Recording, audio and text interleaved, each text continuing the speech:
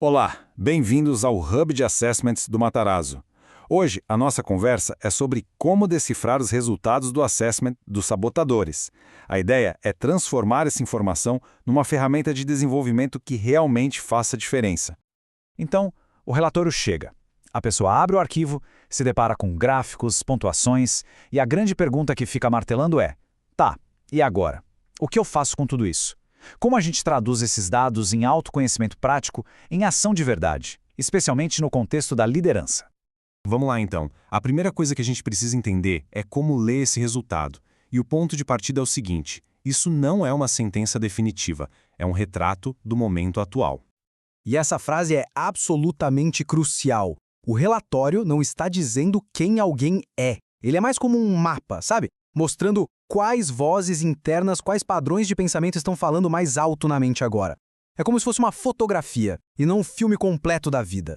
Uma analogia que ajuda muito é pensar nesse resultado como um boletim do tempo da nossa mente. Ele mostra as condições atuais, se o dia está mais para nuvens de ansiedade ou para um sol de clareza. E o melhor de tudo, assim como o tempo, essas condições podem mudar, e elas mudam. Para fazer uma leitura que seja útil de verdade, o caminho tem 3 passos bem claros. Primeiro, observar a intensidade. Quais sabotadores estão com a pontuação lá em cima? Porque são justamente esses que tendem a aparecer com força total em momentos de estresse. Segundo passo, entender o papel do crítico. Pensa nele como a engrenagem principal, a peça que faz as outras rodarem. E terceiro, talvez o mais importante de todos, focar nos impactos. Não é só ler a descrição e se identificar. A pergunta de ouro é: que efeitos esses padrões estão causando nas minhas decisões e nos meus relacionamentos? E aqui vai um alerta fundamental. Isso não é um diagnóstico. A ferramenta não serve para a gente sair por aí colando rótulos. O grande valor está em conseguir identificar os padrões que se repetem, aqueles que acabam gerando um custo, seja emocional, de performance ou nas relações.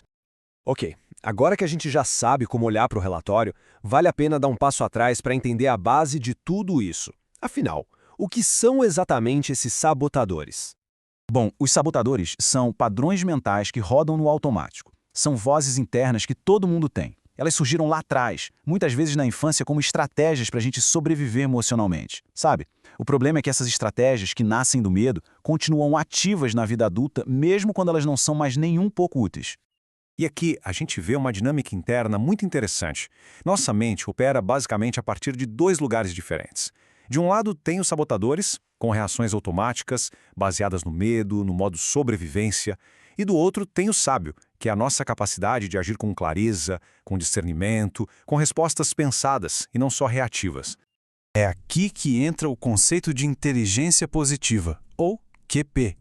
De forma bem simples, o QP mede quanto tempo a mente passa sob o comando do sábio em comparação com o tempo em que ela fica refém dos sabotadores. E as pesquisas são claras. Um QP mais alto está diretamente ligado a um melhor desempenho, mais bem-estar e relacionamentos de mais qualidade. O modelo descreve 10 sabotadores principais.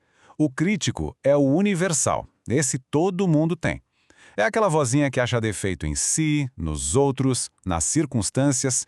Já os outros 9, como o controlador, o esquivo, o hiperrealizador, esses variam de intensidade de pessoa para pessoa. A partir daqui, a coisa toda começa a se conectar de forma muito prática. A gente começa a ver como esses padrões que parecem teóricos se manifestam no dia a dia da liderança. E este slide ilustra isso perfeitamente. Um líder que está muito no modo controlador, por exemplo, pode acabar sufocando a equipe com microgerenciamento. O hiperrealizador pode criar uma cultura de burnout, onde o valor das pessoas parece estar só na performance. O esquivo permite que pequenos problemas virem crises enormes, porque evita o conflito a todo custo. O padrão mental se torna, na prática, um comportamento de liderança. Então o ponto central é este. O objetivo final não é eliminar os sabotadores. Isso nem seria possível. A meta é gerar consciência sobre eles. É saber reconhecer quando eles aparecem para a gente poder reduzir o impacto deles e, com isso, ampliar o acesso àquela voz mais calma e clara do sábio. Porque é exatamente essa consciência que nos dá o poder de escolha. A escolha de sair do piloto automático, da reação pura e simples, para começar a operar com intenção, com presença. Essa é a diferença fundamental entre ter uma mente que nos controla e uma mente que a gente controla.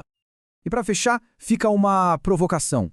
uma reflexão principalmente para quem está em uma posição de liderança. Agora que os padrões estão mais visíveis, a verdadeira questão não é só o que fazer. A questão é qual é o custo de não fazer nada, de não dar um primeiro passo hoje mesmo para fortalecer a perspectiva do sábio. A resposta para essa pergunta, bom, ela pode definir o futuro de uma equipe e de uma carreira,